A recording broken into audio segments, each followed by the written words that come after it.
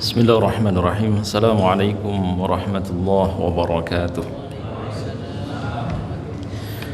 Alhamdulillahilladzi arsala rasulahu bil huda wa dinil haqq liyudhhirahu 'alad dini kullihi wa kafaa billahi shahida. Asyhadu an la ilaha illallah wahdahu la syarika lah wa asyhadu anna Muhammadan 'abduhu wa rasuluhu la nabiyya wa la rasula ba'dah. Allahumma salli wa sallim wa barik ala nabiyyina wa maulana Muhammadin wa ala alihi wa ashabihi wa man tabi'ahum bi ihsanin ila yaumiddin. Jamaah salat zuhur yang dimuliakan oleh Allah, kembali siang hari ini kita melanjutkan kajian tafsir surat Al-Kahfi ayat ke-80 dari beberapa rangkaian ayat-ayat sebelumnya. Namun sebelum kita mulai, mari terlebih dahulu kita awali kajian siang hari ini dengan baca basmalah. Bismillahirrahmanirrahim. Kita bersyukur kepada Allah masih diberikan keistiqomahan untuk menggali dalamnya, luasnya makna yang terkandung di dalam Al-Quran dari berbagai macam peristiwa-peristiwa yang pernah terjadi di masa lampau dan pasti akan terjadi di masa yang akan datang.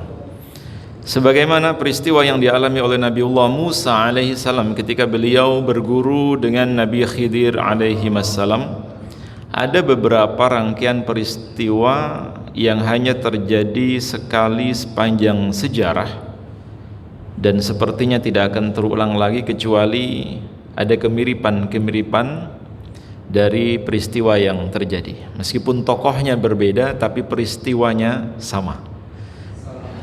Tokoh yang berbeda tentunya Nabi Musa dan juga Nabi Khidir, karena tidak akan mungkin ada Nabi Musa baru atau Nabi Khidir baru, karena keduanya sudah lampau. Namun peristiwanya bisa saja terjadi.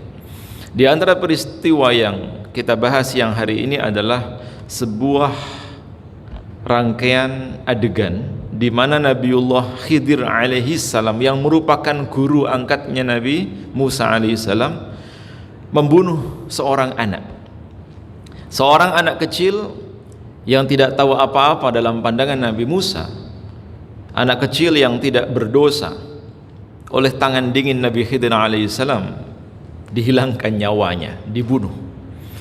Namun lagi-lagi apa yang dilakukan oleh Nabi Khidir itu termasuk khawarikul adah, sebuah peristiwa atau kejadian yang tidak bisa ditiru atau diikuti. Jangan sampai mentang-mentang pingin seperti Nabi Khidir terus menghabisi nyawa anak kecil. Itu berurusan dengan hukum. Apa yang dilakukan oleh Nabi Khidir itu memang di luar konteks hukum, di luar konteks pidana. Bagaimana seorang anak yang tidak berdosa kemudian dibunuh oleh Nabi Khidir, sehingga hal itu menimbulkan kemarahan Nabi Musa alaihissalam, karena memang yang dilihat oleh Nabi Musa adalah yang zahir, yang tampak, sementara Nabi Musa alaihissalam tidak tahu apa yang sebenarnya terjadi, apa yang diketahui oleh Nabi Khidir di balik masa depan anak kecil itu.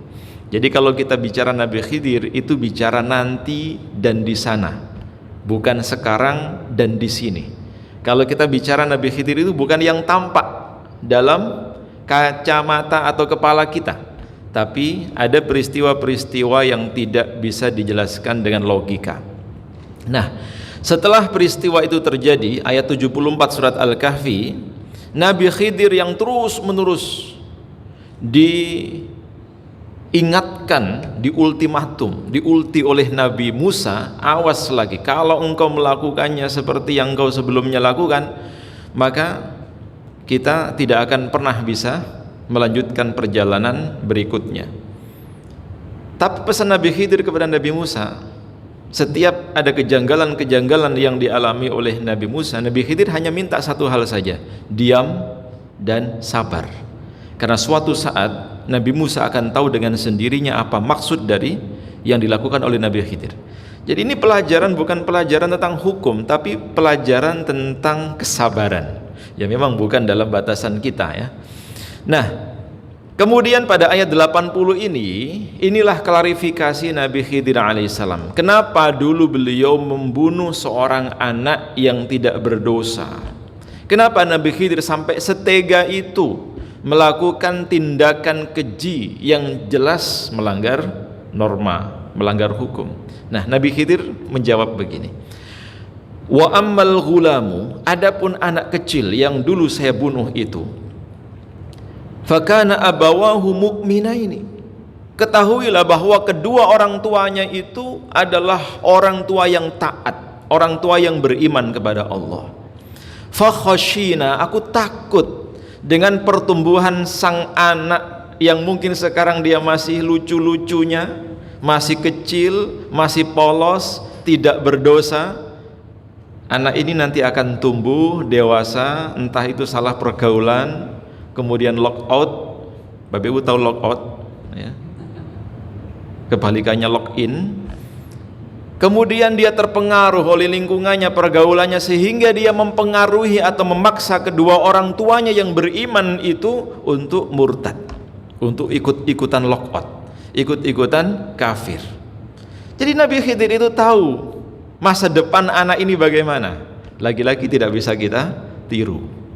Dengan alasan sebagai walid kemudian kita membunuh, terus mengatakan saya tahu masa depannya, ini masa depannya suram, nanti dia akan mempengaruhi. Itu pasti bohong, bukan Nabi Khidir kok. Bahkan juga dulu mungkin Nabi Musa janggal, tapi setelah dijelaskan tentang apa yang dilakukan oleh Nabi Khidir itu, akhirnya Nabi Musa menerima atas klarifikasi yang dilakukan oleh Nabi Khidir. Fa khashina ayyurhiqahuma tughyana wa kufra. Aku takut atau aku khawatir anak ini nanti akan mempengaruhi orang tuanya, bahkan memaksa keduanya untuk murtad. Fa'aradna ayyubdilahuma rabbuhuma khairam minhu zakatan wa aqraba ruhma. Pada ayat 81 yang tidak ditambahkan di sini, ini solusi yang ditawarkan oleh Nabi Khidir. Setelah aku bunuh dia, lalu aku berdoa kepada Allah. Fa'aradna, aku berharap, aku menginginkan ayyubdilahuma rabbuhuma khaira, mudah-mudahan Allah menggantikan anaknya yang meninggal dunia tadi khairam minhu, dengan anak yang lebih baik daripada sebelumnya. Jadi diganti dengan anak yang baru, nanti punya anak lagi kayak dolanan gitu. Padahal ini urusan nyawa, tapi sekrusial ini. Wa aqraba ruhma, dan dia lebih dekat dengan kasih sayang. Maksudnya anak ini akan membawa keselamatan bagi kedua orang tuanya. Jamaah yang dimuliakan oleh Allah, memang tidak mudah menjelaskan peristiwa ini dari sudut pandang hukum atau syariat. Jelas kalau bicara syariat atau hukum, nyawa dibayar nyawa, ada hukum qisas. Tapi kita tidak sedang bicara masalah hukum atau tidak bicara masalah syariat. Ini bahkan mungkin ya di atas syariat. Ilmunya Nabi Khidir itu bukan ilmu physically, bukan ilmu syariat. Maka tidak serta-merta semua yang dilakukan oleh Nabi itu bisa dihukumi berdasarkan hukum syariat. Yang jelas-jelas ini bukan kisah fiktif, itu kejadian nyata. Nabi Khidir membunuh beneran sampai anak ini meninggal dunia. Itu kalau dihukumi dengan hukum syariat, sudah pasti Nabi Khidir ya dibunuh juga, dikisos. Tapi kan tidak sampai seperti itu. Walaupun ada yang mengatakan memang syariat di zaman Nabi Musa beda dengan Nabi Khidir. Ini cerita yang lain. Maksudnya kita tidak bicara masalah tentang syariat, tapi lebih dari itu, yaitu tentang filosofinya atau hakikatnya. Jadi apa yang dilakukan oleh Nabi Khidir memang tidak bisa dihukumi dengan hukum syariat atau berdasarkan fisik semata, melainkan ada yang lebih dari itu. Artinya tidak mungkin sesuatu terjadi kecuali atas kehendak Allah Subhanahu wa ta'ala. Nah, sepotong peristiwa ini mengajarkan kepada kita bahwa di dalam kehidupan lain itu ada memang orang-orang yang diberikan pengetahuan oleh Allah yang tidak dimiliki oleh manusia pada umumnya. Kalau itu terjadi pada Nabi, namanya mukjizat. Kalau itu terjadi pada kekasih Allah, para wali, itu namanya karomah.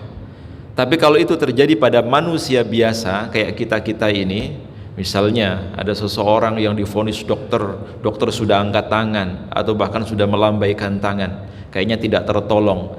Lalu dia mendapatkan mukjizat, mendapatkan namanya ma'unah, pertolongan dari Allah Subhanahu wa taala. Begitu didiagnosa ulang, penyakit yang tadi muncul tiba-tiba hilang. Itu bisa saja terjadi. Keajaiban, pertolongan Allah Subhanahu wa taala. Atau misalnya dalam perjalanan seseorang mengalami kecelakaan yang dahsyat, mobilnya ringsek bahkan remuk, tapi lecet sedikit pun tidak. Orang yang di dalamnya selamat. Itu namanya ma'unah, pertolongan Allah Subhanahu wa taala. Kejadian-kejadian di luar nalar tapi terjadi, tidak serta-merta kita kemudian menolaknya atau menganggap bahwa itu lelucon atau itu tidak masuk akal. Memang tidak semua bisa masuk akal, kan akal kita belum masuk, akal kita tidak bisa menjangkaunya. Maka dari situ Nabi Musa menyadari, oh iya, ternyata ilmu saya tidak bisa disamakan dengan ilmunya Nabi Khidir. Karena Nabi Musa itu hanya berbicara tentang syariat. Yang dilihat Nabi Musa itu syariat. Nggak boleh membunuh, jelas membunuh termasuk dosa besar. Beliau menjalankan syariat itu. Tapi Nabi Khidir berkata lain, tujuan saya membunuh dia bukan menghilangkan nyawanya, tapi menyelamatkan orang tuanya. Tuh aku berdoa kepada Allah, mudah-mudahan Allah kasih ganti, dan Allah kabulkan doanya. Orang tua yang kehilangan anaknya itu kemudian memiliki anak lagi, dan anak ini nanti tumbuh menjadi anak yang soleh, anak yang solehah. Intinya bahwa apa yang dilakukan oleh Nabi Khidir tidak boleh ditiru, ya, tidak boleh ditiru. Itu kewenangan yang hanya diberikan oleh Allah kepada Nabi Khidir alaihissalam. Lah kok bisa? Saya juga mau. Oh, nggak bisa. Itu memang kewenangan Allah, hak prerogatif Allah, tidak bisa diberikan kepada siapapun kecuali hanya Nabi Khidir alaihissalam. Setidaknya kita bisa mengambil ibrah, pelajaran dari peristiwa ini.